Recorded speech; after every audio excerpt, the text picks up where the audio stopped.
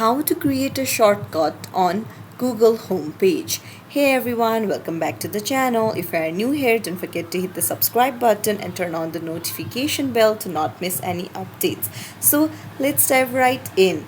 So first things first, open up your Google Chrome and then right on the homepage you'll see add shortcut option. So what you need to do is you need to go to the website that you want to add as a shortcut. So I have opened Netflix.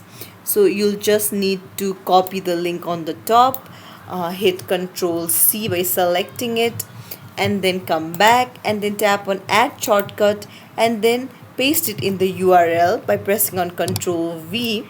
And now you can put any name that you want. So I'm just gonna put Netflix and then hit done.